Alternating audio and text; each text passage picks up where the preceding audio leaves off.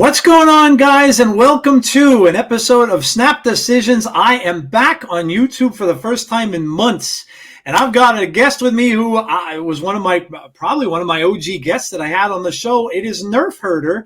NERFHERDER, man, what is going on? Thank you so much for joining me and coming back on the show. I appreciate it.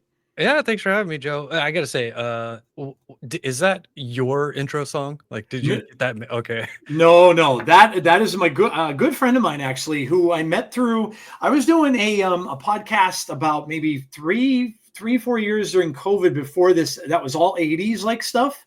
Yeah. And I had some musicians on that were doing synthwave, which I'm a big fan of now. It just reminds me of all that old stuff. His name is Scott, and he goes by Elevate the Sky. He did a song called Superhero, and I'm like, oh my God, that's perfect for the show. So I actually, I reached out to him. He was on my 80s pod. I reached out to him. I'm like, dude, can you give me a clip of that? I'm like, can I use that? And he's like, oh yeah, sure, man. He's really cool. And yeah, so I got that. I'm like, that is absolutely fantastic. Yeah, that's pretty sick. Yeah, I was like, I actually have. He also gave me the permission to use. He has an entire video for that, and the end of it is awesome. He sang with like a kids choir, and they sing the Fly High part with him. I'm like, oh my God, it's amazing. And he just revamped it because he put in like scenes from the new Superman film and everything, which a lot of it was. A lot of it was based on the Chris Reeve Superman and everything. But he added some stuff from the new one. But yeah, it's a fantastic song. He does amazing music. Check him out. He's on I think he's on Blue Sky. Now a lot of us migrated over from Twitter because Twitter is just lousy sometimes, but yeah, he's a really, really cool dude. He lives out in California, and just Googled it. Looks cool. Yeah. The song is perfect. I'm like, oh my God, I hope he can let me use the song. It'd be fantastic for the show. But yeah, dude, welcome back. And we're gonna talk some Snap, and we're gonna go into the card changes. Obviously, we'll talk about Deadpool's Diner returning and what they're saying about that. We'll talk about the returning players stuff that was announced, and we'll get into a lot more. Talk about the new season's cards. And so, NERFHERDER, tell me, what have you been doing? I mean, I know you're out there still doing videos. Obviously, YouTube videos. I still see them. But yeah, other than that, what have you been doing with as far as game wise and things like that? As far as games go, I gotta say, I know I'm getting old because the game I actually play most is a mobile golf game. Oh, yes. I'm obsessed with it. It's called Golf Clash. Nice. It's rather old, but it's an EA game. I think it's like 8 years old, but they're apparently updating it like all the time still. Oh, that's cool. And I squeeze in games of Golf Clash like as much as I can. But aside from that, it's just playing Snap, and I've slowed down on the videos, but that's mostly because I've been really busy. Yeah. But, other than that, this is the same old life, doing life things. I hear you, man. I hear you. I just got done with the summer. Actually, we're dog sitting now for my oldest, who is on her honeymoon over in Paris. And so we have their dog for a week. So we're dog babysitting this week. But yeah, I hear you.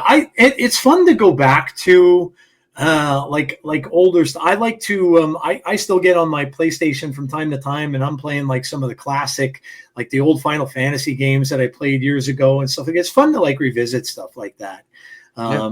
Because it's just, while the new stuff is great, some of the stuff that you've played in the past that really sticks with you, like you were saying, the golf game, I'll go on and I'll play like Tecmo Bowl every now and then. Dude, Tecmo Bowl? Are you talking about the Nintendo, the old one? Yes. Dude, that is the greatest sports game ever invented by humans. Yes, I agree. I agree. I was playing that like back in the original NES when you had like Bo Jackson, and he used to be able to run back from the 1 yard line and go all the way back the other direction. Yeah, that specific one you did is exactly with Bo Jackson. Yes. It's possible to stop. Dude. Unless you're the 49ers and you pick Ronnie Lott, I think you can catch him. I think he might have been one of the only guys that could. Yeah, absolutely. But yeah, that's so much fun. Do you know there's a mobile game for it now, which I didn't even know? As soon as you said mobile, I was like, I'm getting it's literally on It's on mobile, and it's like it's one of the most popular games in the Apple Store, right? It's called NFL 26, and they're all licensed NFL like uniforms and stuff on it. And yeah, it's a little hard to get used to because you're literally playing it on a small screen and stuff like that, and you have to you could either set the on-screen joystick up, or you can move the players around with your finger, basically. But like it is literally almost exactly like it. Literally almost exactly like it. And yeah, I don't follow football much, so like I don't get into like new games and stuff. Actually, I don't know anything about football now. But if you ask me about football from like 1984 to 1994, I know everything about it, and it's mostly because Tech was Super Bowl. The glory days of football. Yeah, you know what, man? I've been a football fan since I was a kid, and it's like I watch it now, but I don't know. It could be the old man in me too, with my fist in the air. But I just don't like I don't like all the penalties. It ruins the game, like all the rule things and everything. It's just like they're calling penalties on everything. You never know when a play is going to stand. Like somebody makes a really good catch in the game, and all of a sudden you're just looking for a flag. And you're like, they're going to call a stupid penalty. They're going to call that back. It's like it. I don't know, man. I'm not really sure what the word for it is, but everything. So I saw Moneyball for the first time a couple of days ago. Oh my God, that's a great movie. Yeah, I loved it, and I love that film. What I think what you're talking about is sort of like the Moneyballification of everything, all sports, and it's not just like using analytics and being like real nickel and dime with how you play, but it's like you said, players trying to draw fouls as like part of their strategy and stuff like that, and it's it causes games to lose like their fun and grittiness and just turn into like doing anything you can, no matter how boring, to get your stats a little bit better. Yeah, agreed. And it just seems like most of the sports are like that now. Like baseball, they wanted to make quicker, and so now they rush that pitch count thing. They have that counter on that counts the pitchers, to make them throw it on faster, and games are getting over quicker, and things are just changed. They're using these different bats that they're just allowed to use now. There's no like penalties for using these, they hit the ball farther. And then the same thing with basketball. Like basketball it's all 3-pointers. Yes. Like if Larry Bird would have played this in this generation, he'd be scoring 100 points a game. Yeah. And it just, I don't know. I think I'm turning into my grandfather. Speaking of Larry Bird, if people are watching right now and maybe they're like LeBron fans and they don't know much about Larry Bird or old school basketball in general, go look up Larry Bird mixtape on YouTube. He was the coldest white dude who's ever lived. He was. Yeah, he was, man. Like, dude, I'll still go back and watch some of the videos where there was one where he came out and said he was going to play against the Atlanta Hawks left-handed the entire game. The whole game, yeah. And he did. And he played left-handed the entire game, and he still ended up with like 30 some odd points. Like, he was amazing, and he was he called himself the Hick from French Lick. He lived this little town in Indiana, and he literally was a Hick, and he was proud of it, and he was one of the best players to ever play the game, and was so much fun to watch. But yeah, man, it's the nostalgia. I love it. It's great, man. It's absolutely great. But all right, so. Let's discuss some Snap. So what have you been doing in Snap lately, man? Like, have you still been enjoying the game? Like, what are some of the things like in the last, like, let's say month or so that really got your attention in the game, or you really enjoyed playing? So as far as Snap goes, like I got to be honest, we're talking about this a little bit before the actual show started, but like I check out almost to a fault so much on like what's happening in the game. Just because I don't like the whole like I say this a lot on Twitter, nerds ruin everything. And I think when you get so obsessed with something and you get into the culture so much, it kind of sucks the joy out of everything. So honestly, I have no idea what's been going on in Snap. I just open the game and I try something and I play it and then I close it. And but lately I've been really obsessing over Mad Thinker and trying to get that card good. Oh, okay, nice. And I've been successful with one deck. I don't know. There's something about like sometimes I find a card and I'm like, I need this thing to be good. And then I'll spend a week making a bad card still bad. And I'm like, I just wasted my time. It's fun to do that though, because it's not going to be something that you're going to see like anybody, and I mentioned this on my show a lot. Like I try to tell, especially like newer players or players that just got into the game, or maybe like don't always just take a deck and net deck it. It's so much more fun. Like me coming from my Magic background and stuff like that. One of my the things I had the most fun with was just making decks.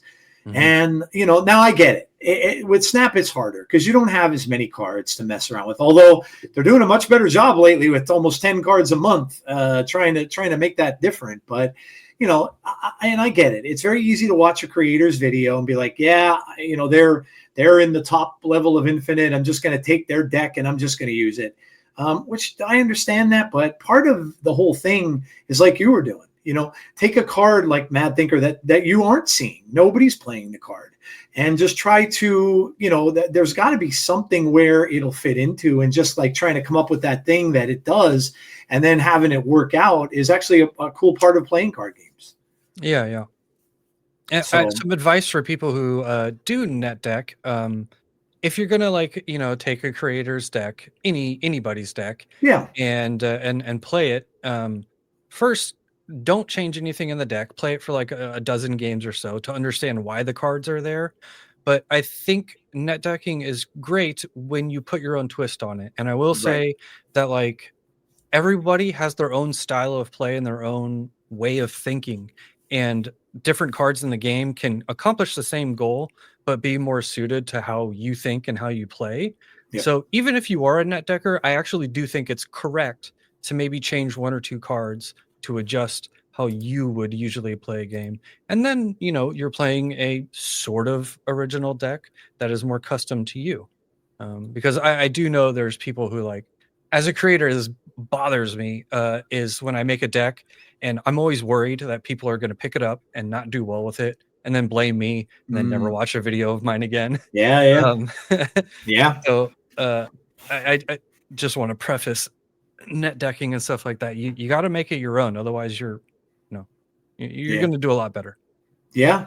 I agree. And again, it's harder to do in Snap, but there are players with different levels of collection and don't have certain cards and this and that. So, and the creators are usually out there telling them like, look, if you don't have this card, you can sub it with this card and try this card and everything in there. But yeah, it gives you kind of like that.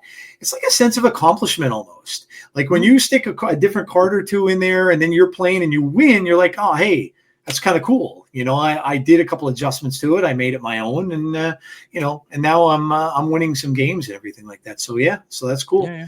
What do you think of the and may as well talk about it a little bit, but what do you think of them adding all of these cards in? Where you're getting like now we got 10 cards last month, we get 10 cards this month. I think there's a method maybe a little bit to the madness. If they ever wanted to do a draft mode, they have to put more cards in the game. They just have to, because you trying to draft like with a minimum amount of cards is not going to work. And so that's kind of what I was thinking. I don't know if that's what they're thinking, but I'm thinking to myself, all right, they're going to start adding more cards in. That would be good if people ever do want to draft mode. But yeah, what do you think about the getting all these cards now? It is a little harder for card acquisition, obviously. But what are your thoughts on them giving us all these new cards? I'm down for it. I think it's mostly okay because not every card is like viable, and it seems in Snap that cards are specifically made for archetypes. Yep. So it's like if you don't play an archetype, don't get it. But I've found that like I can get pretty much any card I want. I do not spend money on this game past the $10. I don't even buy the premium. I did. Yeah, $10 a month, and you do have to play quite a bit. But I think if you're the average like player who plays like an hour a day and you buy the season pass, I feel like you can get almost everything you want. So at first it was like, man, this is a lot of cards. But since 4 or 5 of them are series 4, right? It's really not that bad, honestly, in my opinion. Yeah. But yeah. No, I agree. I think it's just I some of the cards are going to be much better than others. Obviously, some of them are going to like right now. I think it's one of the ones I want to mess around with because I love the character in comics is Awesome Andy.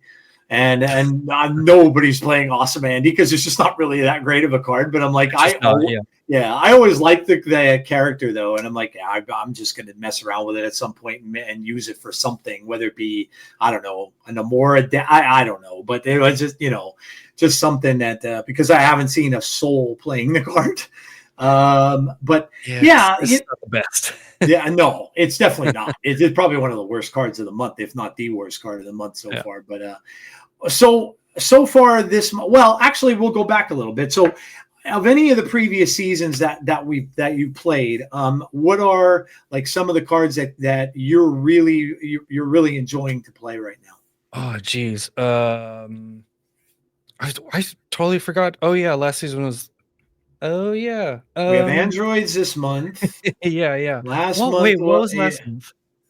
Oh, the first step stuff. The first step. Fantastic Four. No, it was the Galactus, the Heralds. The Galactus first steps. Yeah. The Silver Surfer actually was probably my favorite card last month. I really like that. Yep. But aside from that, I don't really play a lot of those cards too much. Yeah. And this month, so far, it's actually Jim Hammond, the Cyborg Human Torch. Cyborg or Android? I'm not sure what he is. Android, Cyborg. Okay. Yeah, it was. I think he's an Android. I did my my audio pod last night, and I do a segment on there about comics. I knew he was like, the original Human Torch. I had no idea he was. His book 1939 was when that character debuted. And I'm like, oh my God. Like and of course I had to go and read it. I read it last night. I have the Marvel Unlimited app, and I went and looked it up, and it was in there. And I went back and I read it. I'm like, oh my, like what blows my mind about that is all of the things that the writer and the artist touched on in there. It's all about androids and stuff like that written in 1939. This is kind of like stuff we're seeing now. And I'm like, how progressive were they? When the writer, it's crazy. Yeah. There was some really like Philip K. Dick, for example. Yeah. Oh yeah. Blade Runner and all that. Yeah. Exactly. Yeah. But yeah, it's when you see stuff like that back then, it's like, people had much more futuristic thinking than you might have thought back. Yeah, they certainly did. Yeah. It blew my mind. I'm like, yeah, Jim Hammond. I knew he was the original Human Torch prior to, and he was also in the Invaders. So he was in with Namor and Captain America for a little while in comics and stuff like that. They had like a team. Namor was literally his first villain from the books and things like that. But yeah, the card seems to be an interesting one. I haven't gotten a chance to play it yet, but yeah, I picked it up, and it looks like something that I might want to mess around with. Looks like you can. When I first saw it, I'm like, with all the ways to get to cheat energy, especially with like Wiccan and things like that, you can get this guy kind of high. He's good. He definitely is interesting, and I think he's decent. I found most games he gets to 5 or 6 power. Yeah, I don't want to say easily, but enough. Yeah. And I mean, that's a pretty good one card. I mean, everybody, a lot of people play Hydra Bob because he's a 1/5. They play Martyr because she's a 1/5. Yeah. So yeah. And then I saw some people playing in decks with him with I forget the name of it. The card that gives you Hope like Summers? Which one? Hope Summers? No, the one that just came out. I think it might have been last month. Or the month talking about prior. Jennifer Kale, the Activate Energy girl? No, it's one of the. It's the one that can literally, like, people were playing decks to end up or playing Shuri with it to make it a double, make it 10. Oh, the Fallen one. The Fallen one. Yeah. So I've seen decks with Jim Hammond in it with the Fallen one as well. Which I guess is smart. You can get, like, my God, people were getting off like Arnim Zola Black Panther last turns, and they just be able to play every single one of the cards on the last turn. So yeah, what I think is interesting about the Fallen one, if anybody has it, is if you just play it early with no buffs to it, it's still basically an Electro. Like if you play it on turn 4, you get +1 max energy essentially. Yeah, because you have 5 max on turn 4, and then you get the 1 a turn. Oh yeah. So if no one's has him, or they're thinking about getting him, whatever, he does work like that. So you don't actually have to try super hard to make the Fallen One busted. I think this is actually a problem with a lot of cards that come out. People Yeah. try to do the extreme thing with it. It doesn't work. Yep. And they're like, this card sucks. Most of the time, if you're really boring with a card, that's the best way to use it. Yeah, no, yeah, that's true. I would never have thought of that. And I'm like an old school ramp player. I love playing ramp. So I mean, yeah, if you can get an Electro without a drawback, Yeah, why not? basically. Yeah, that's cool. I'm gonna go through this quick. How about let's go through this because I just want to see what your thoughts on this was. This was the latest patch. This was insane to me. Like I'm looking at this and I'm like, all right, there's got to be something go. Then I'm reading all the little 100s, and they were all. Someone actually went back and translated all those from binary. They actually made them into all that was words that they put in that patch. But I think this is hilarious, dude. Like how many times have we as players said Shang-Chi sucks? It takes all the fun out of the game. Well, they basically got rid of all these tech cards that people would complain about. I mean, obviously Killmonger and Zoo. You can't play a Zoo list if people are playing Killmonger. It'll wipe out your entire board unless you have Kyera. Yep. I think they made Enchantress better, actually, of all the cards that are up there. That's actually not a bad change at all. Yeah, I think that's better. Of course, Shadow King, Negasonic, I think needed it. She was just everywhere. Goliath, I haven't really seen that card much. Red Guardian, they just killed. He's just a 3-0. Yeah. And then, of course, Cosmo. But, yeah, well, I mean, what did you think of this? Because when it first came out, and I thought, oh, my God, everybody's going to love this. I think it was kind of the opposite. Everybody's like, oh, this sucks. I have no way to get rid of this, no way to get rid of that. And the meta just kind of turned into a, again, it's Black Panther, Zola. It's just big cards. People are playing like the Surtur decks and the Big Dumb Idiots decks because they know they can't get shanged out of it. But yeah, what did you think of this? I thought it was a funny thing to do, and they did say they're going to revert everything, but they may consider if people were saying that a card was better, that they might consider keeping the changes. But yeah, what did you think of this OTA? I thought it was great. So in general, I'm not the kind of player who plays tech cards. I understand why they're in the game, and I actually like that cards like this are in the game. What I don't get is people who are like, just get tech cards are so stupid. Any sort of interaction makes them mad because it's what they lose to. I think that's insane because you will get if these cards didn't exist whatsoever, you get an extreme version of like everyone's just playing solitaire basically, and no doubt. It's not fun. But in general, though, I think it was fun. It's fine. What I think mostly it's done is, like you said, it's allowed people to play decks like Zoo. And you really don't have to worry about these cards, mostly because people are choosing not to play them. If they played them, I'm sure people would adjust their decks and temper them down a little bit. But when you're building decks now, you can be like, oh yeah, I don't need armor like whatsoever. I actually don't care about it. You can play Zoo without Kyera, just does not matter.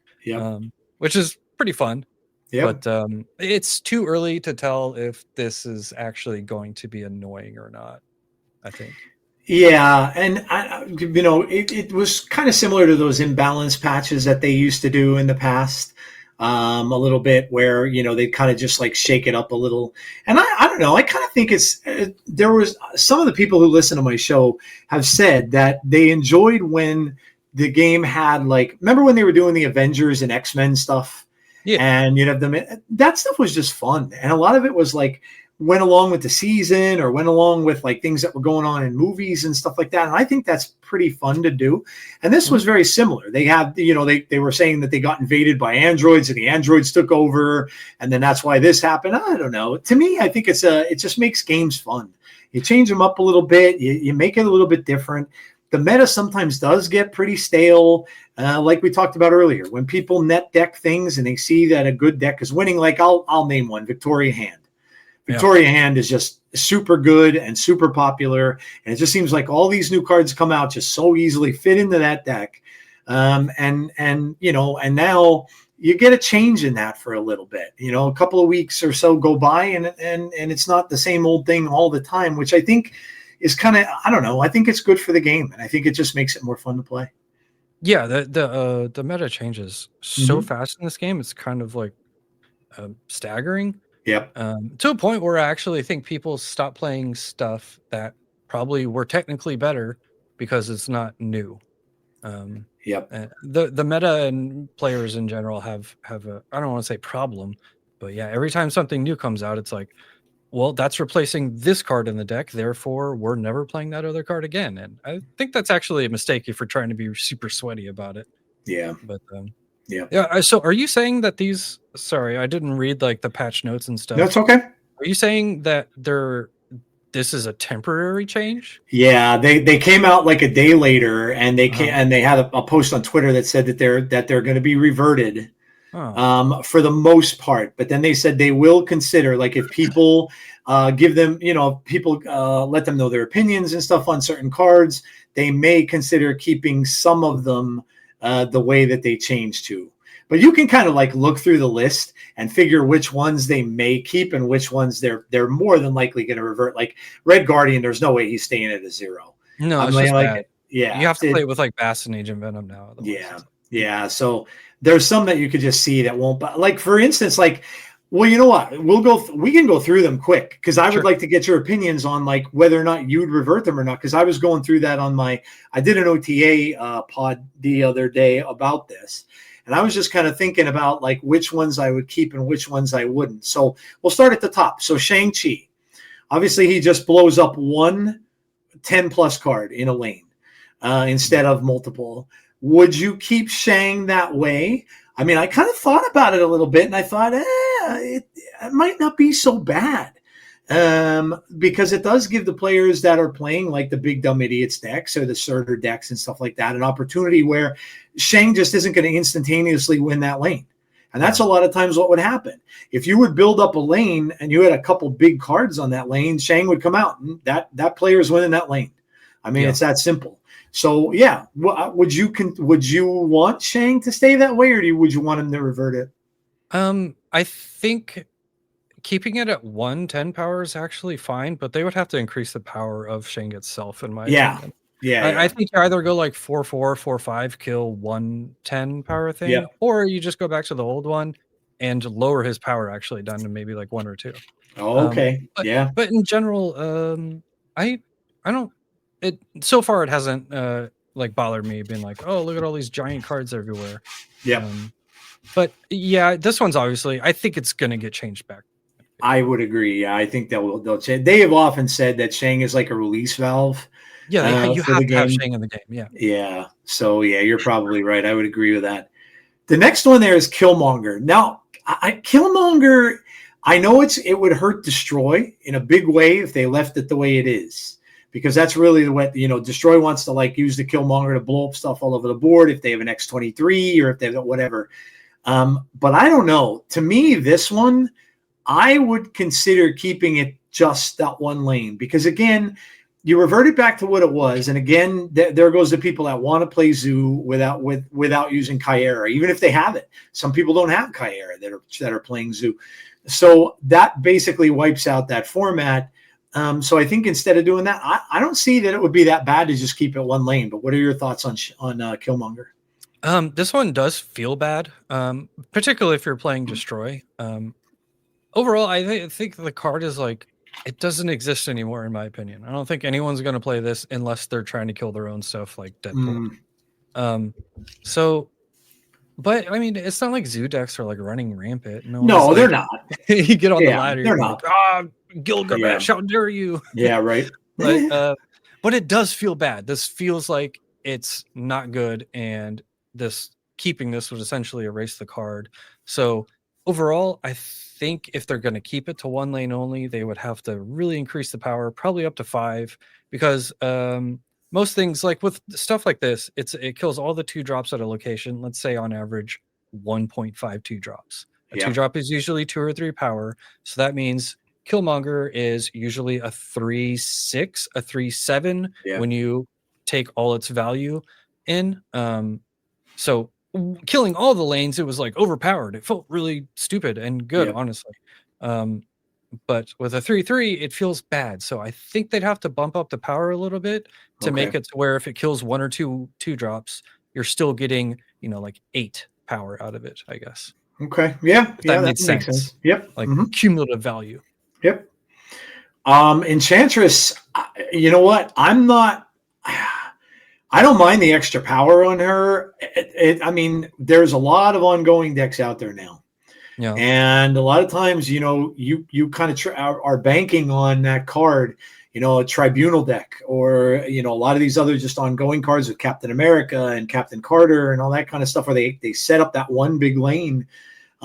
You do kind of need a little bit of a bump in power sometimes to, even if you wipe those lanes out, they're sometimes still high. So I don't know. I don't mind her being, what is she, a 5'8", right? Mm-hmm. I don't mind her being an 8. I think I would be okay with them leaving it at 8 or going back to 7. It doesn't really matter, I don't think, but I wouldn't mind her being an 8. It's supposed to be a powerful card. It's supposed to be kind of a deterrent for people to do that kind of thing with all the ongoing stuff. So I don't mind it at an 8, but what are your thoughts on Enchantress? This one's fine. Although I think it does cause some tension with other tech cards. Yeah. Like if you're, I don't know. There's already like Legion and Lady Deathstrike technically is a tech card. Yeah. And the Cosmic Ghost Rider. I don't know. It's a little weird. I think this one you could keep it and it would be fine. Yeah. But if I had my druthers, I would just put it back on a 4/6.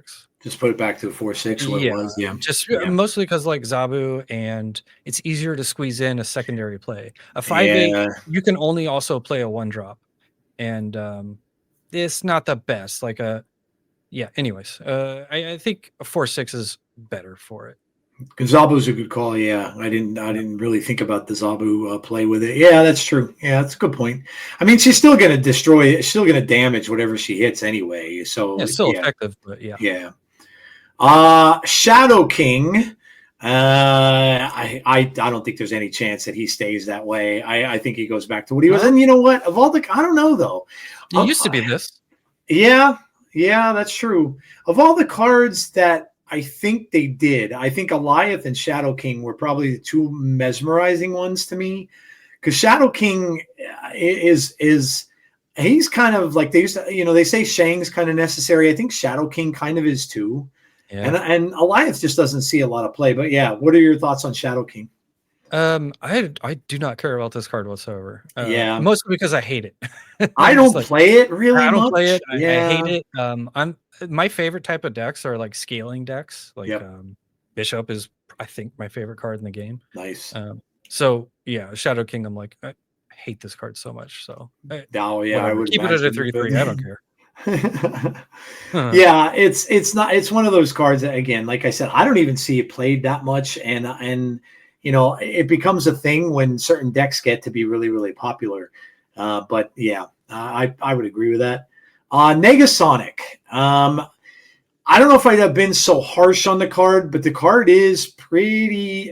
It does kind of swing games to the point of where you could just stick her in a lane. All right, unless they play 2 cards on the lane, they're losing something that they're not going to want to lose.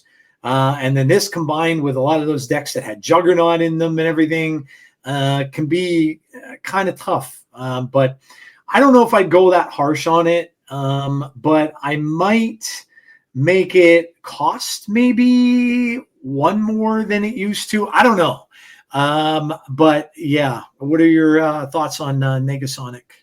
We might disagree here, but I don't think Negasonic's an issue, mostly because of how it forces deck building. Like if you're going to play Negasonic, you have to play a deck that gets out early and stays ahead. Yeah.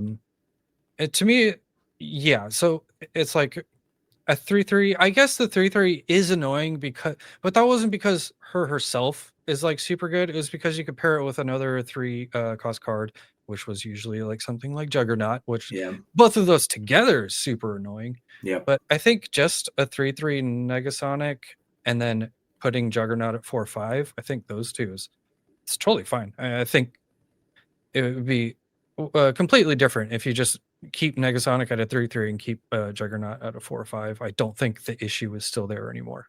Do you think the 4/5? Yeah, that's a good point that you bring up. Do you think the 4/5 was the way I look at Juggernaut is right? Look, most people end up playing Juggernaut on the last turn of the game anyway. Mostly always. Yeah. So that going to a 4, I really didn't think it had much of an effect anyway, because usually everybody waits until the final turn to play it. So I didn't really think that was a big thing. I still think Juggernaut to me is an I win card. It just is. Like, I mean, unless people are filling lanes, right? If people are filling up lanes, then it's not going to matter. But if you're in a meta where that's not happening and everybody's not filling all their lanes up, then, you put that card down in that one other lane, you're pretty much certain you're going to move their cards somewhere else that you want that they don't want them to be. And you're probably going to more than likely win that lane. But yeah, I mean, what do you think? Like the obviously, you're okay with the change. Yeah. I think it's fine in general. It's sort of the Enchantress thing. When you put it at 4, it's the fact that you can't play it with something else that is going to win you the game. A 4 and a 2, like what are you going to play with? What, like, I don't know. Like, what are you going to play as the 2-drop to back up your Juggernaut? Because just a Juggernaut on turn 6, I don't think wins games. I think you have to also put power down. But yeah, it feels like they're trying to make it more like a play this like Stegron, please, like sort of card. But which I think is fine. But yeah, if they're trying to fix Juggernaut, I think the best way to do it would to be turn it into like a Negasonic in a way where it's like you have to play a deck that gets out early, stays ahead, and uses Juggernaut to just control priority and not a turn 6 I win play, which I think actually they did by making it a 4/5. Okay.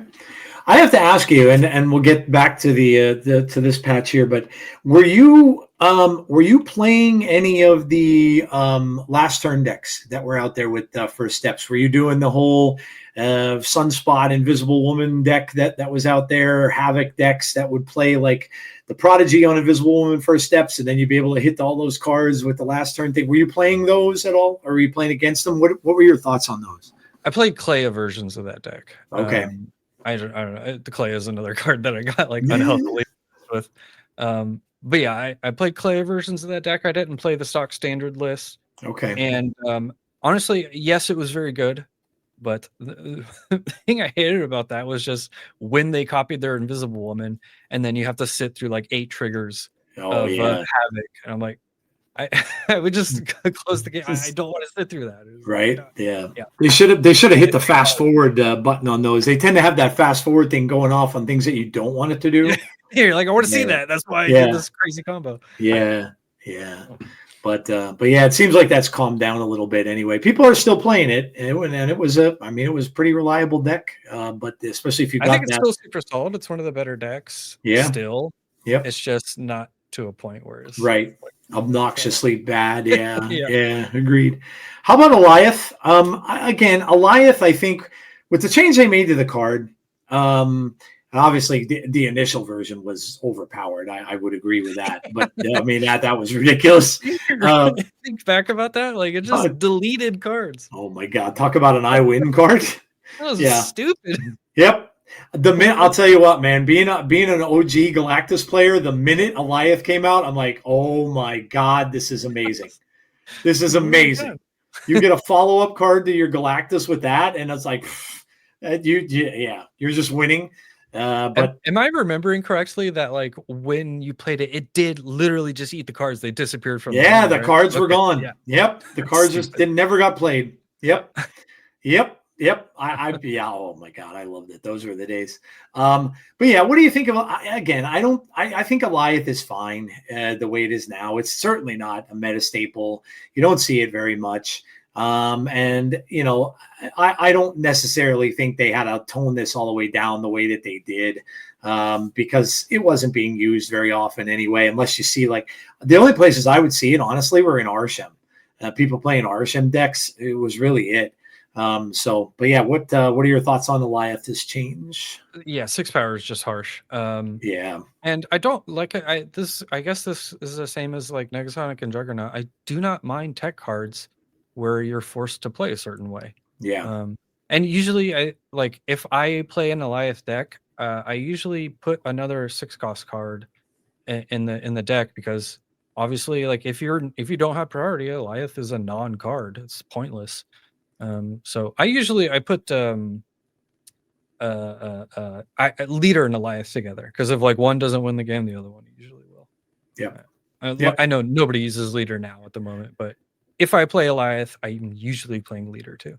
I get hit with a sneak leader every now and then from players that are playing. I'm like, and I just have to like tip my cap. I'm like, okay, that's old school. I'm not going to be mad about that. You don't see it hardly ever anymore. So I think I got one from the the deck that I'm playing with the new card oh my gosh, the one that I'm playing. Oh no, I'm sorry. The deck I'm playing with Kang is basically it's RSM. It literally has 37 cards in it, and one of the cards that I end up getting was it's ridiculous. But I'm like, I end up getting a leader last turn, and I'm like, I'm throwing the leader out there, and again, it's like no one expected that. They played a really big card on their last turn. I think they played an Agamotto that was higher power than it was really powered up, and I stole the Agamotto with the leader. But again, good old days of the game with the leader. Red Guardian going to a 3-0. I know people don't like this card. I know they don't. It hits the smaller cards and stuff like that. So, but 0 too much. I think 0 is too much. Excuse me. Yeah, it's too much. Although I hate Red Guardian. Yeah. I think the problem with Red Guardian is it kind of makes Rogue pointless because the cards you would usually consider putting Rogue in for, Red Guardian just takes care of it. But yeah, I hate this card. It's stupid. I'm not gonna say I wish it didn't exist, but 0 is harsh. Yeah. Yeah, I agree. And then lastly, we had Cosmo. This one too, I really don't think Cosmo needed to be changed. No, it doesn't. This isn't one you would see very much anyway, unless like Destroy runs rampant. I know when Dormammu came out, you saw people were playing Cosmo and Armor because so many people were playing Destroy with Dormammu in the deck. So, but yeah, Cosmo I don't think really needed to be changed at all. I think they just kind of threw him in there with the rest of the tech stuff. Yeah. Well, although out of 4/6, I still think it gets the job done. Honestly. Yeah. But put it back. Yeah. Put the dog back. I agreed. The poor dog. Let him have his day. Good stuff. All right. Well, yeah, that's the OTA that they obviously just did. So let's talk a little bit about we have a revision to Deadpool's Diner. Now, you go back to the very beginnings of the Diner. I know how crazy the first Diner was. I can remember watching, I think Guest Gaming had a video that he was doing for it that kind of described to everybody how to play. But then the video didn't come out until after the mode came out, so nobody kind of knew what they were doing. And they went into it just by the seat of their pants. And, the thing with that one is that was when RSM had pretty much first came out. Uh-huh. And their cure for RSM or their tech card for RSM was Cassandra Nova. So in order to get Cassandra Nova, you had to play through this mode to get it. Otherwise, you're going to wait for quite a while until it became available. So it made it to the point where it was definitely became a sweaty thing for a lot of people because they wanted that card so badly. And people were going in thinking that it was going to play a certain way. And I remember I was even a little bit confused with the betting, the way that you would bet with the bubs and stuff like that. And if you weren't, I think what it is, and it was kind of funny because they really did kind of make it like high stakes poker.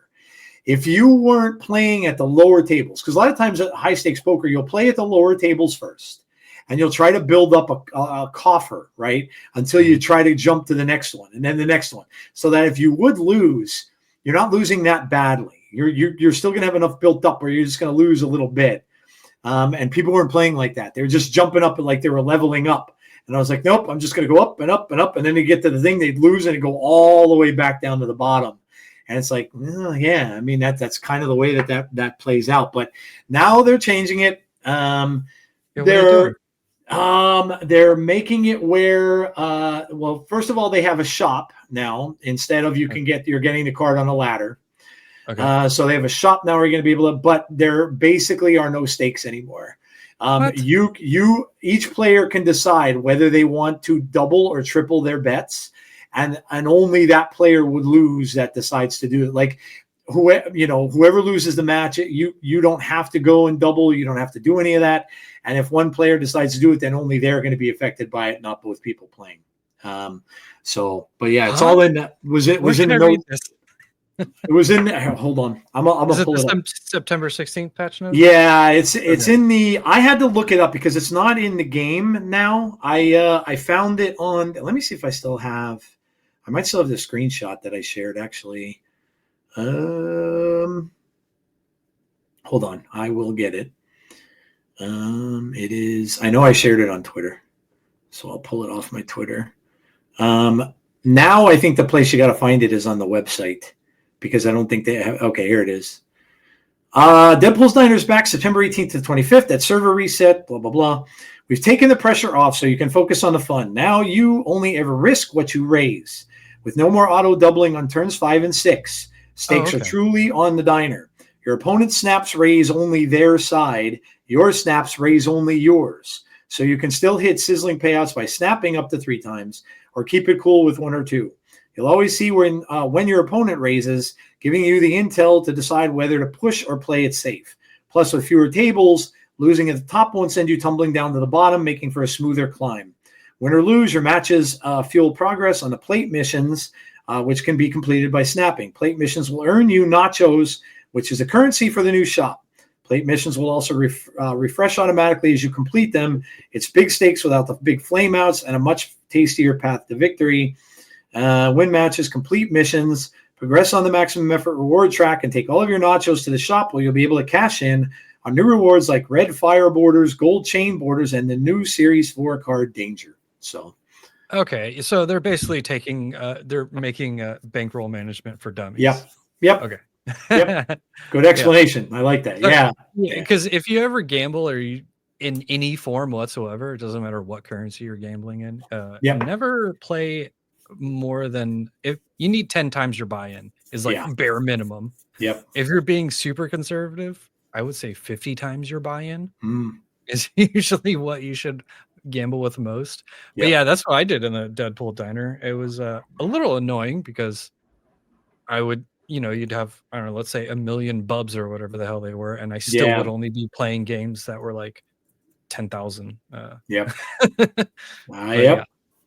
Okay, so that's not that bad. You still gamble. You just can't be an idiot and lose all of it in like one go. Right. Okay, that's fine. Yep.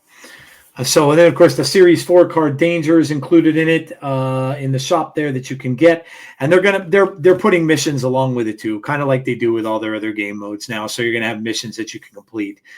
So I'm sure somebody much smarter than me will do the math. And they'll figure out exactly how many of these things you have to complete per day in order to advance to get the Danger card. Yeah, Lauren Woodebs is going to do Lauren. Lauren's amazing with that, man. People who are listening, go follow her on Twitter. Yes, everything that happens in the game, she does a bunch of math. Yep, and my eyes would glaze over like just doing a fraction of the stuff she does. Yes, let's just say I'm glad Lauren is playing this game and is around in the game because there's no way that I would be able to figure all that. It was funny because the minute that announcement came out, somebody on Twitter literally asked Lauren, "Did you figure it out yet? How many was that?" She's like, "It just came out like 10 minutes ago." Do the math, Lauren. Right? Do the math. Oh my gosh! But yeah, thank goodness for Lauren. Quick plug to them to Lauren too. Obviously, they do a a really fun podcast called Snap on This with herself and It's Just Ree and Ben Roller. They're part of what I'm part of, the Snap Judgments League of podcasts. So go check that out. They do that every single Friday. So if you want to hear Lauren's math exploits and much more, you can listen to them on Fridays. So quick plug. But yeah, it's I don't know. It seems to me like they are trying to. How did you? What did you get to play the? What was the last one they came out that they had the avatars that you could use? It was the one with like a champion. Yeah, the champions. Yeah. Did you get to play that one? It was cool. Yeah, I actually really like that one. It looks like it. Playing Mr. Fantastic nonstop. Where are you playing? Oh, Mr. Fantastic. Is that the one you were doing? Yeah. He was the ongoing one, right? Yeah, he gave ongoing in your hand -1 energy and +1 power. Yeah, that was good. The people I was playing Herbie. I kind of like the Herbie one. Yeah, that one was good too. Yeah, that one was fun. But yeah, I like that. It does look like that's coming back. If you look at the data mines for the next couple of seasons, which look very interesting, there's a Spider-Verse season coming in November. Yeah, I saw the previews for those. Yeah, and then I think December is Weapon X, a Weapon X season, which looks really cool. Like a lot of the stuff that goes along with the Weapon X program, but they had some cards which look like they were those the champions spell that they would cast, the champions thing that you could play that would give you the champion's power in essence. It looks like they have more of those that are out there. So I don't know when it's coming. Maybe during the Spider-Man season. I'm not sure. But it does look like there's some of those that have been data mined that are out there. So it looks like they're bringing that back. Those cards look sick. The Spider-Verse ones. Oh man, yeah. Superior Spider-Man. The Doc Ock Spider-Man is in it. Yeah. I think Prowler is in it. But yeah, some of them look pretty cool. The only thing is the ones I saw don't have any numbers written in yet. They just say like change power to 0 or change this to 0. They don't actually have the figures written in. If you go to marvelsnapzone.com right now, the data mine one does have numbers in it. Oh, so they have the numbers in it? Okay. Yeah, it says if you have a card with increased power in play, you get +1 energy next turn. Okay. Yeah, then they must have and then the Spider-Punk one that like steals power when you move, it's 2 power. But yeah.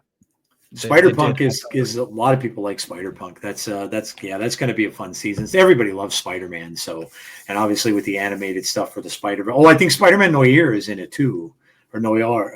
I hate pronouncing that word. Whatever. Noir. Yeah, whatever it is. Noir. That's it. Noir. Yes. That Nicolas Cage is actually playing the character on Amazon coming up. They're doing an Amazon Spider-Man Noir special on Amazon. That's going to have Nicolas Cage playing him, which should be fun. Nicolas Cage is named a lot, but he's a fantastic actor. I love some of his stuff, man. Like I know he's getting like he was just in a horror film that was creepy as hell. I remember my daughter recommended me to watch it.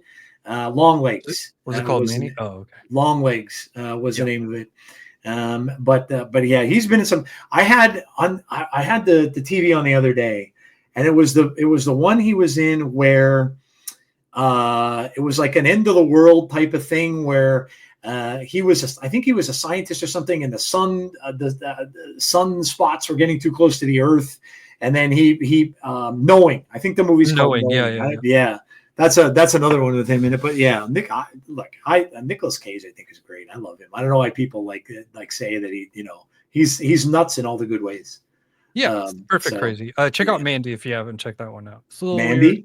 Yeah, it's not for kids. I haven't seen it. Okay, but it's super good. It's like a super independent art film sort of thing. But yeah, it's fantastic. I will have to look at that for sure. Have you seen? I'm going to go back and I'm going to, of course, incorporate a little pop culture here. Sure. Did you see the new Superman and the new Fantastic Four? I did. Yeah. What did you think? Superman, take it or leave it. Honestly, okay. It was funny. Like, it was a good popcorn movie. Yeah, it was super awesome and deep. I got to be perfectly honest here. Yeah. I am the Snyderverse stuff, not the stuff that came out in theaters, but like those Zack Snyder versions of those movies, like Man of Steel and Justice League. Donald Justice, no Dawn of Justice, Mm, um, and his version of Justice League, I think are the three best superhero movies ever. wow. Okay. So All right. I did not. I mean, I enjoyed the new Superman. Like it was fun and like, yay, it made me smile. But that's Right. as far as it goes. Okay. And then what was the other one? Fantastic Four. Yeah. So my sister is absolutely obsessed with Marvel. It's because I showed her the cartoons when we were a kid, the old Oh X-Men. yeah. So Yep. she got obsessed with it. You know how you watch stuff on repeat, like when you're a Yes. little kid? Yeah, that I forced her. That was her on repeat stuff, was like old Marvel cartoons. But anyways, so she was super stoked about Fantastic Four. I just don't go to the movies a lot. I wait until I can watch them online. Yeah. Which they're And- actually coming out, which is crazy because Superman's already coming on HBO Max, I think Friday, Yeah. and Fantastic Four is coming out on Blu-ray in like 2 weeks. So it's So she took me to see that one, and I have to be honest, I don't remember anything that happened. I thought it was boring, and it was like whatever. I just didn't care. It wasn't bad, but I did not care about what was happening for some reason. I was just like, whatever. Until Galactus came on screen, he was sweet. Galactus They was really awesome. did a good. Yeah, he was friggin' awesome. Yeah. Everything about it was cool. I was waiting for him since they teased him with the cloud in the Fantastic Four in the 90s. Yeah. And I was like, I could, but you know what? When you go back and you think about that logically, like they probably just didn't have the tech to do it. Like I either that or it was just way too expensive back then. It would have just cost corny. Think about it. Yeah. Like, just think about it. Like, remember how the Thing looked? Did you want to? God, yeah. When he wore the suit. Yeah. Yeah. No, it would have looked bad. People don't. Yeah. I think it was actually the correct decision to make a giant butthole-looking cloud. I don't know if you saw this, but you know what? Here, hold on. I'm going to move away from the camera really quickly. Last thing on Fantastic Four is the way it ended bothered me. Did it? Okay. I don't know. It was stupid. When she was like dead on the ground and they put the baby on her chest. Oh, and now they revived her with the Franklin Richards. Yeah. That was I'll give you that. That was a little that was a little weird. Like the baby just I kind of would have. They could have and they did at the end. They aged him. They obviously made him older.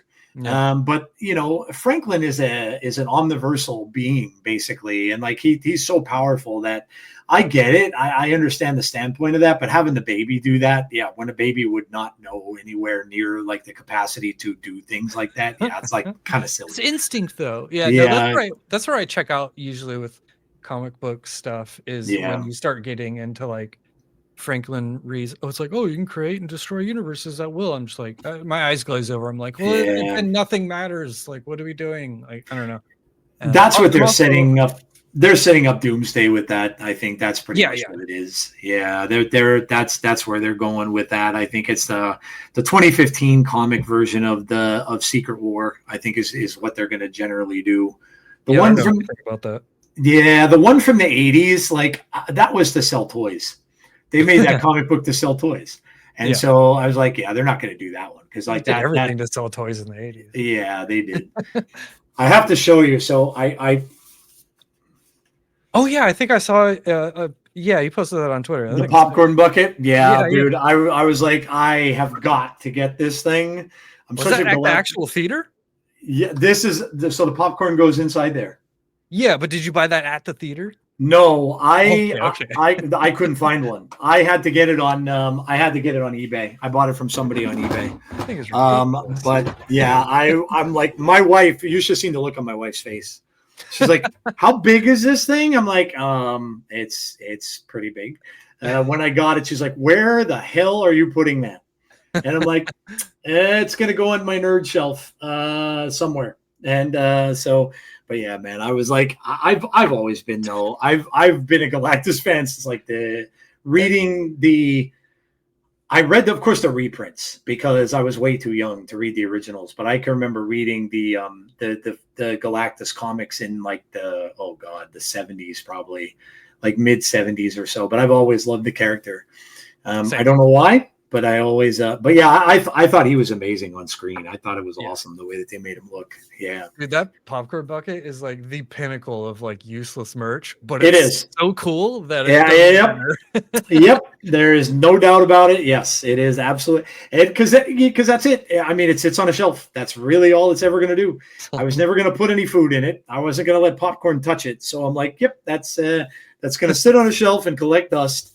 But you know what? I can say I own a popcorn bucket of Galactus's head. I'm going to take a second here to say I hate Funko Pops. Oh my God, dude. Yep. Okay, I'm not about to insult you. All right. If you have a Nope. shelf of Funko Pops behind you and you're a content creator, I hate you. Sorry. You know, they're such like strange toys. They're like bobbleheads. There's nothing cool about it at all. That's really all they are. They're like bobbleheads. And it's like that, but I will give them props for one thing. They have the licenses for everything. Like, I don't understand how they got licensing for all that stuff. They literally print stuff for everything. Like every movie, every comic book, everything pop culture you will see has a Funko. And I'm like, how in God's name do they sign all these licenses with that company? It must be. Who owns Funko Pop? Is it like Hasbro or something? I don't even know. I think they're their own company. That's a very good question. I never looked that up. Which I'm going to go look it up right now. Oh my God. Yeah, it is just Funko Incorporated. Yeah. Like they literally have a Funko museum where you can go and they literally have every single one that they've ever made in this particular museum, wherever it is. Must be probably near their factory or company or whatever, I imagine. But yeah, I don't know. They got to be so big, and I never bought into that. I never ever bought into that. Like that craze where people are just buying them up. Like, oh my God.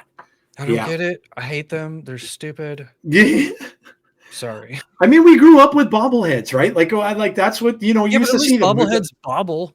That's true. These don't even bobble. Yeah, that's true. They do have like little springs on their heads, I guess but they do, their heads I think are too big. And the heads are like, and I don't know. It's kind of like, I don't know. Yeah, I don't get it either. Give me good old action figures rather than those and lifelike figurines are the coolest. Yes. Those are cool. Yeah. Oh, dude. Oh man, I wish I had it saved. But there is this Japanese company that makes such hyper realistic dolls, essentially. They're action figures.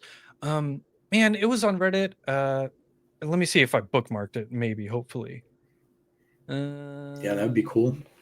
No, I did not. But anyways, it's a Japanese. I'm sure you can find it if you Google it. But Japanese company that makes like $2,000 figures, and just as an example, they have like the Heath Ledger Joker, and it looks exactly like it. You can like get on a micro thing and look at his pores, and it looks perfect. Oh wow, that's cool. And it has like 5 different outfits everything's articulate. The fingers, the lips. Yeah. You can put in different teeth, eyes. Everything. It's wild. I've seen those are cool. Funko Pops are not. I bet you it's the same. It might be the same company because I think they were from overseas. I've seen a Thanos that was made like that, where you were talking like the fingers all can move and be posed and stuff like that. So I may have actually stumbled over something like that. But yeah, that's awesome. Those are the kind of figures that you want, and they're probably costly, I would imagine too. Yeah. Stupid expensive. Yeah, no doubt. I figured that would be the case.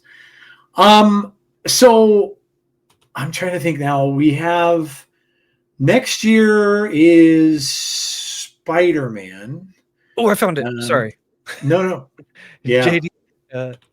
The company is called JND. JNDstudios.co.kr. It's I have to look this up now. Hold on. JND.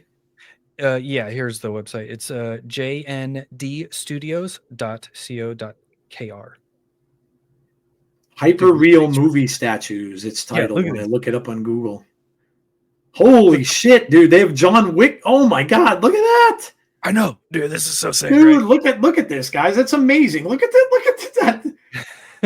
That's like an action figure, dude. And they're $1,300. Yeah, they're expensive, dude. Scroll down and check out the Catwoman one.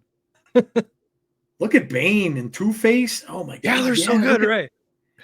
Wait, now I have to pull up. So this is from Batman This is from Batman Returns. Mm-hmm. So this is the Selena Kyle. Yeah, look at that. Yeah, the Michelle Pfeiffer Catwoman. The Michelle Pfeiffer Catwoman. Oh my god, that's sick. And if you click on it, it shows you like all the things it actually comes with, and you know how you can mess with it. It's so good. Anyways, but yeah, I spent like a couple hours just looking at these and being like, yeah, I wish I was rich right now. Right? No kidding. Oh my god, these would go like in. These are figures you put in like glass, and you just have them on a display shelf and you never take them out. Yeah. They're big too. They're big. Yeah, look at that. Squid Games. You got Dark Knight trilogy. Selena Kyle. That was the third one. What's her name? The actress's name that played her. I can't remember now. My wife likes her. Anne Hathaway. Anne Hathaway. Yep. Yeah. They have her Catwoman. Aragorn from Lord of the Rings. Yeah. Holy man! It's surprising how the resemblance to the actual actors. Yeah, it really is. Like it's sick. Arwen is in here from Lord of the Rings. Wow, man, that's incredible. Right? Not anything I will ever afford, but incredible. Who's that? Oh, wow, they even have Christian Bale's Bruce Wayne. Oh, man, dude, look at the Christopher Reeve Superman. Wait, what? Killing me. Oh, yeah, they do. Yeah, that one looks really good. And it comes with like the man, look at that. Yeah, dude. That's incredible. Yeah. Oh, they have all the Harry Potter kids too. And they're cheaper than the other ones. I want that Superman now. That's a cool. Like, oh, look at there's Ledger's Joker. No, wait, hold on. I'll pull this up too. Yeah, it's so good. Look at that, dude. I loved his Joker. He did such a phenomenal job with that character. Oh my god, that was so good. Indiana Jones and his dad, yeah, and his dad. Oh my goodness, dude! This is and there's your the Justice League Superman. Hell yeah, dude! Justice League Superman in black. God, that movie was so good. It's like 5 hours long, but it was so good. Dude. Christian Bale's Batman. Oh, even if Suicide Squad Harley Quinn. Yep. Damn. I'm sure this is not for the people listening only. Yeah, they're listening on audio. It is like you're not going to go to. Just go to the website. Yeah, go to JND Studios and check those out. Man, oh man, wow, they are amazing. Holy. Yeah. You must have you must have as a kid collected like did you collect like toys, action figures and things like that when you were younger? No, Micro Machines. I really like Star Wars Micro Machines. Oh yeah, Micro Machines are awesome. Yeah. I didn't necessarily collect stuff, but Spawn was my absolute favorite thing. I don't know if I mentioned that last time. But... I think when we talked about Spawn. Yeah. What I have collected is like over here on the show. Okay. But yeah, this is like a little Spawn figure. Oh, nice. Yeah, I've had this thing since I was like 10. That's and then awesome. Angela's first appearance. Oh, you know what? I had to mention that on the show because because nobody realizes that Angela came from Spawn. And there's a whole story that goes with that basically like McFarlane had to release the character because it wasn't drawn by him. And then it ended up getting sold to Marvel. And that was how she came to be a Marvel character. But yeah, I think it's I mean, I was a sort of a purist, so when because I didn't pay attention, like I didn't keep up with storylines really. Yep. And when my sister was like, she saw that and she was like, "Wait, why is Angela like on this comic? She's a Marvel character." And I was like, "No, why is she a Marvel character?" Yeah. She filled me in, and I was like, "Boo, that sucks." Like the Angela in the Spawn comics is awesome. It's a great story. She's an evil, heartless angel who like murders people. Yep. And apparently in Marvel, she's not the same. Yep. Yeah. Personality. She's very toned down. Yeah. Right. Yeah. She's much more adult, I think, oriented in the Spawn books. Yeah. She's a brutal killer. Yeah. Yeah. Have you read Spawn since it first came out? Not lately, but yeah, I did read. I have the Spawn 1 through 8. I think. Oh, okay. I could never get Spawn #1 ever. Even my friend of mine was a comic book store owner, and I could never get him. It was so, when that came out, it was really hard to get a hold of. And I remember getting a graphic novel, and that's how I read them all. But I could never get a hold of a copy of that. But yeah, one of my favorites too. I always liked it. Do you remember the issue? And I'm trying to think of that. I think it was single digits. I want to say this was when McFarlane started having some guest artists and stuff coming in and drawing the book with him a little bit. Okay. Or writing. He may have had guest writers. But the one I'm thinking of was there was a scene in the book where they had, and it was his way of because obviously when he split off and went with Image and started Image Comics, he kind of was trying to get back at all of the corporate comics and all that kind of stuff. So the Marvels and the DCs. And the one was a jail cell with hands of heroes sticking out beyond the prison bars. And you could see Hulk's hand. You could see Spider-Man's hand. You could see like all of this. And you could just tell like what he was writing about. And I thought it was really, really, really cleverly done. But then of course, the HBO animated series was released then too. Yeah. I always liked Spawn. I liked a lot of those Image comics. I was a big the Max fan. Remember the big purple dude? Hell yeah, dude! Loved him.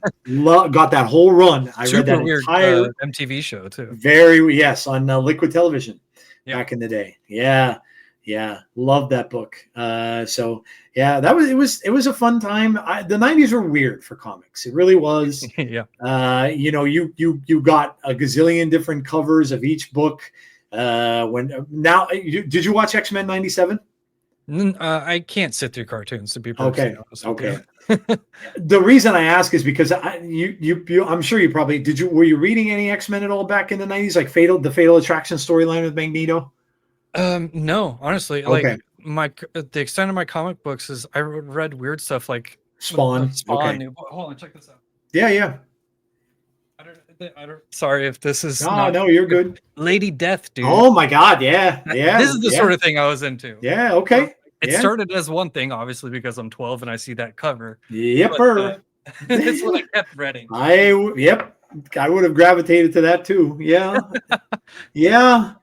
But no, that's the kind of stuff I read. I didn't read really like mainstream Marvel stuff. Yeah, no, that's cool. Like that was when the X-Men thing, that was when they ripped basically Magneto. The big thing was Magneto ripped Wolverine's adamantium out of his body. No, essentially was what he did, and then they actually played that out in the animated series, which I was shocked when they did that. I knew where they were going with it, and I'm like, there's no way they're going to show him ripping out adamantium from Wolverine's body, and they damn well did. It was like, all bloody and stuff. Yeah, I was like, all right, props to you. I'm like, I never thought I'd see that on a cartoon, but good on you. But yeah, you know what? I read some obscure books and stuff back in the day too. I liked a lot. It helped that my friend owned a comic book store, and he would just kind of turn me on to certain things. Yeah. I got into Constantine that way. It was in a book called Hellblazer, which I loved. And a lot of different stuff that was not Marvel or DC that I would be reading simply because he kind of convinced me to read it. So. Read comics, guys. Read comics. Sandman, I love Sandman. Oh yeah, Sandman books. Yeah, first season of that show was really good too. Was the show good? Now, see, I didn't watch the show. I didn't know. The first season is fantastic. Okay. The tone and everything. Of course, they changed it a little bit, but it's cool that it's. I don't want to spoil anything, but basically, it's 11 episodes. One half of the season is a journey. The other half of the season is a separate journey, but it's all one cohesive season. So it's interesting.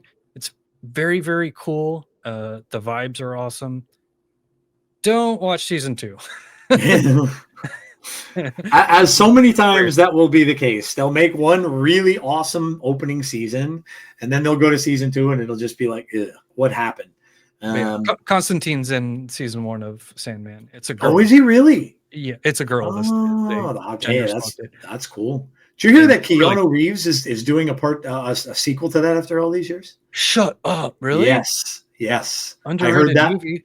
Yep, I heard that in an interview that he was doing, and he was sitting there with the director of the original one, and they're like, "Yep, we're doing a Constantine 2." Fuck yes.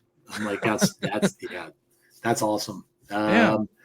Because there were a lot of people were rumoring him where he was going to play. I think they were saying he was going to play Johnny Blaze in an upcoming Marvel thing where they're going to do like the horror kind of characters. So they were rumoring him for that, but now I don't know if he's going back to Constantine. He's probably just going to stick with that, which is cool. I love the first one. I thought it was great. He is Constantine. Yes, bring that back. Did you see, because I don't know if I talked to you about this the last time you were on, did you see the Werewolf by Night special that they put out? Yeah, I did enjoy that one. I did. Oh, man things. I really liked it because it's a standalone and it was cool and different. Yeah. Yep. Yeah, me too. I liked it a lot as well. All right. So did you get a chance to see that they're doing something for returning players? Did you see in the patch notes? Yeah. So the patch notes talked about, and if you signed into Snap today at all, you had a screen that came up, like on the very beginning of the game, that allows you to click on it, and you're getting like this stuff. It's like I think it's like credits, and then it goes through. There's going to be giveaways like on a daily basis, and the returning players and existing players get it too. But returning players, on that little thing that we're getting, if your collection complete, returning players will see cards on there that they can get too. So like if they're missing any cards, if you open it up, literally the very first screen that popped up on my game is when it showed it to me. Huh. I didn't get any of that. Let me restart it. Did you update your game? It is. Yeah, it is. Did you update it yesterday? I think when was the update? Was it yesterday? Yeah, I might not have done that. Yeah, that's probably why. You probably have to update the game. Because I got a little thing that flashed right up on my screen when I first came back, and it's basically like a calendar. It's like a 30-day calendar that pops up. Okay. Yeah, and then you can people that are collection complete can just click through, and you'll get little bonus rewards and stuff like that. But it's the returning player thing. There it is. Login. It says login success. Next reward. It's on the main screen there. It says day 2, and mine is boosters. The final day reward, day 14, is a Series 4 collector's pack, which I have all the cards, so it won't matter. But that's one of the returning things that they're doing. And let me just pull this up really quickly, and I will go over this with you and just get your thoughts on it. It's called the Win Back Experience. The Welcome Back calendar. We built a new login calendar that features 28 days of rewards. In addition to variants, cosmetics, and currencies, players will get new random cards from varying series on days 1, 7, 14, 21, and 28. Calendar will be live for 35 days from a player's first session back. So if they miss a couple of days, they still have the opportunity to earn everything on the calendar. A bonus challenge is a bonus set of challenges that live on top of the weekly challenge. Completing daily missions, playing one that costs cards, like for example, will advance both the weekly challenge and bonus challenge reward milestones. Players will have 30 days to complete the bonus challenge and does not reset like the weekly one. The bonus challenge is completed when the player completes 50 missions. Bonus challenge rewards include variants, other cosmetics, currencies, and snap packs. And then there's a season pass discount. Returning players see a 25% discount on the purchase of either the season pass, the season pass super premium, and the upgrade from the season pass to the super premium. If you come back to Snap too close to the end of the current season, which is less than 10 days, the discount will follow you into next season. Discount is good for one purchase of either the season pass and the upgrade to the season pass super or the season pass super premium. And then there's also going to be exclusive bundles. Bundles for returning players will be available in the shop. All feature great deals on Snap packs, which are making their debut in bundles. So there you go. Some returning stuff for people that want to come back to the game. Yeah. Mine is the only thing I got was the 2-week thing where you get a series. Yeah. At the end. That's what. Yeah, I have the same thing. Yeah, that's what I have too. Yep. Cool. But, yeah, not bad, right? Like I know that players stepped away, and a lot of people. I know that the numbers were crunched on it. People looked it up, and a lot of them know much more than I do. So they have said that the game has lost a good amount of players. You can kind of tell because there are a lot more bots. you can see that there are a lot more bots like on ladder and stuff like that, where now some of them are cheater bots and they play better, but they are out there. So you can see that there's been a bit of a decline of the player base, as you will see normally in any game. But I will say this: like, it is a mobile game, and yes, the player base maybe has declined. I don't know. I haven't paid attention to that stuff. But there are so many card games out there that you don't even know exist that have dedicated player bases. Oh, no doubt. Do really well. Yeah. And have large communities behind it. So I think my point here is that even if the player base gets even lower than whatever it is right now, and it keeps declining, it's still one of the biggest card games in the world. Yep. It's basically Magic, Hearthstone, Lorcana, Marvel Snap. I feel like that's, I'm probably missing one, but it's like, it's a mobile game, but most card games, they stick around for like a decade minimum. Like Hearthstone, I think Hearthstone is pretty comparable to Snap at the point they both get the same amount of viewers on Twitch. Yep. And Hearthstone's been out for God knows how long. Oh yeah, that's been out since I was playing World of Warcraft big time. Yeah. So, Marvel Snap, I think it could lose a shit ton of players and it would still be chugging along just fine. Yeah. Wait, what was it been? 3 years now? Yeah, I think they're coming up on their 3-year anniversary. Yeah. It seems like a long time, but honestly, I think it's because meta games and new cards come out so often, things switch so often that 3 years feels like a decade. Yeah, that's true. But in terms of card games, Marvel Snap is still very new. Yep. Yeah, absolutely. They are coming out with a Magic the Gathering Spider-Man set.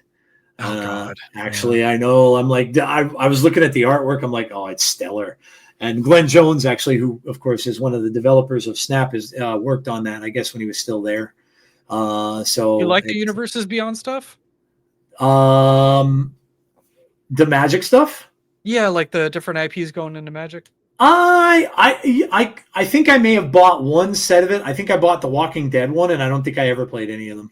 No, I mean, just as a concept, though. Do you like the fact that other IPs are coming into? I mean, if I was still playing like I did back in the day, I probably wouldn't mind it. Especially if it kind of fit the genre. I don't know that I would be taking IPs that were way out of what Magic was trying to do, and because then I think you're talking about like even with the Spider-Man stuff. We grew up with some Marvel card games and stuff that had physical cards back in the day. And you're basically then kind of playing that as opposed to playing Magic. Now they'll still have the Magic rules and the cards are still going to be like red, blue, black, green. They're still going to be the colors.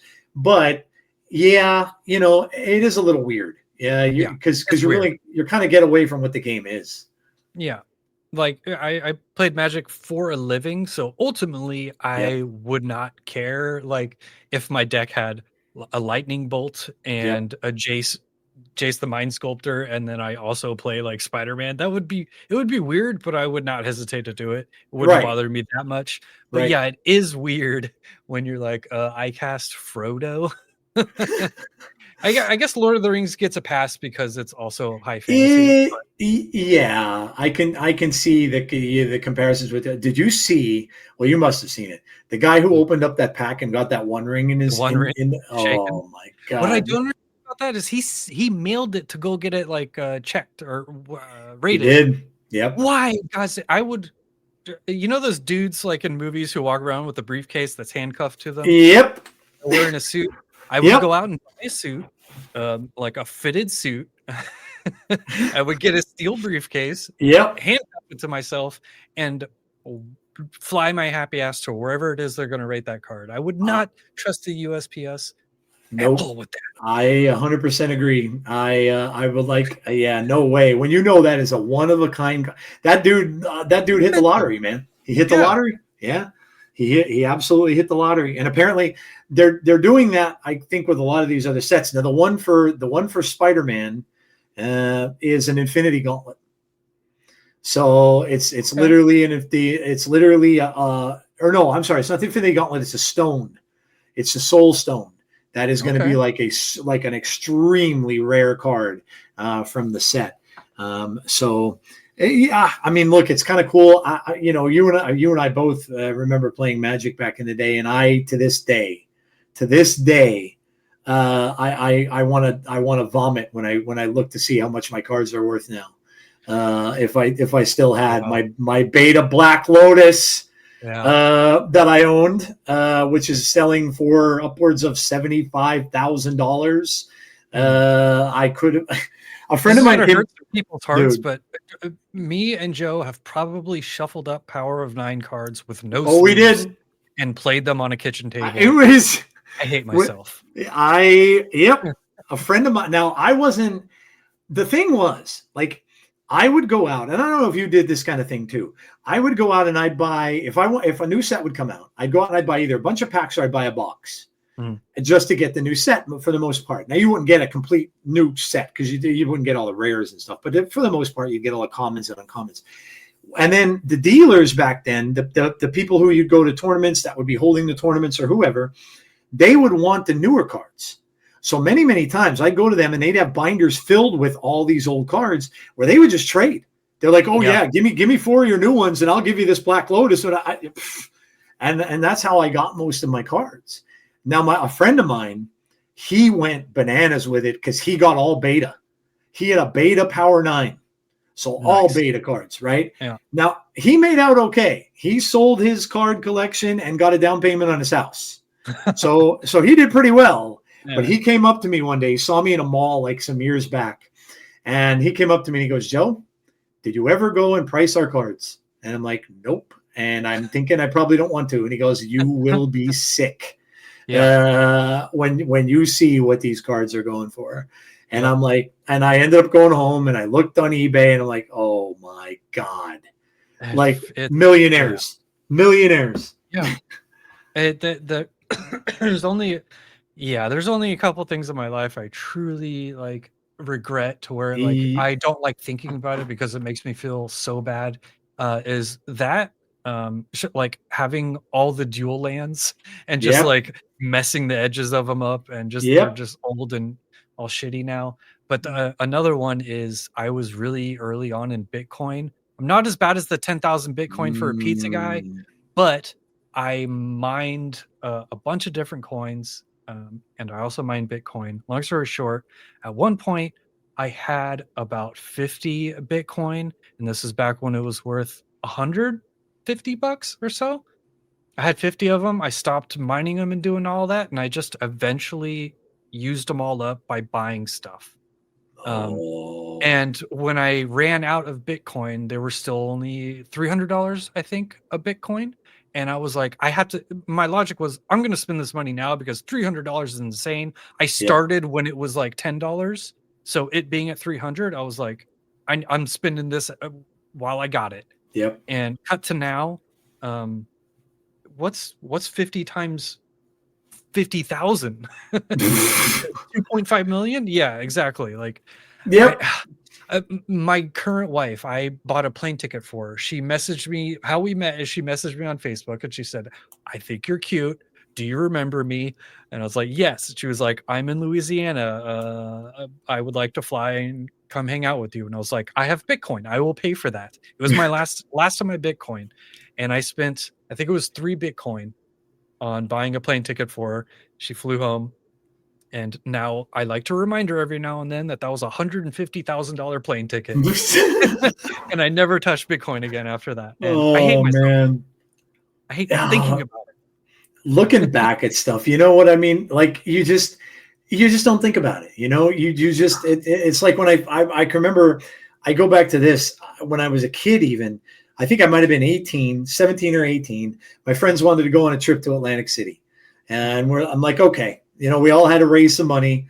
What do? I go up in my attic. My Star Wars figures that I had, every single one, are laying up there. I call up some dude who's a guy that had an auction going on. I'm like, were you looking maybe to get any Star Wars figures? He's like, yeah, I'll come look at what you have. He bought everything I had for $75 so I could go on a trip to Atlantic City. No, one of those things is $75. Easily. You're right. The Darth Vader case that they came in probably was worth $75. And they were all for, I'm now granted they weren't in packages because we didn't say packages back then. We played with the toys. Yeah. But they were dated. They were date stamped on the bottom of the toys, and they were all from 1977. So, yep. So every one of them would have been worth like thousands. I was just watching a YouTube video the other day. I had it on it. They were going through the value of Star Wars toys, and I literally almost in tears. I'm like, just make it stop. But yeah, man, you look back at that's when you realize that you're just not destined to have a ton of money. You're just like, it's just not in your destiny to have a ton of money. But oh my God. Yep. Well, there you go. Some off-kilter snap talk, but hey, look, it's we have suffered through the pains of selling stuff when we were much too young to do it. So yeah, I just wanted to make myself sad before the show ended. So. Yes. Yeah. Hey, why not? Why not? But hey, man, listen, NERFHERDER, where can my audience find your content? Sure. Let them know. YouTube, just NERFHERDER MS. Search me up, you'll find me. Please subscribe. I will love you forever. I haven't put out videos in like I think it's 13 days now, which is the longest I've ever done it, but I will be making stuff soon. I just want to say that I focus on being funny while still being competitive. So if you want some laughs but also like want to get better at the game, that's my channel's for you. I trying to stand out from all the other creators because they all have the same formula. They put out a deck every day and they say it's awesome. Oh my God, this is so crazy. If I put out a deck on my channel, it's because I've tested it for days. I have at least 100 games with it, and I personally will play it to climb the ladder. The other creators don't do that, just as a fair warning.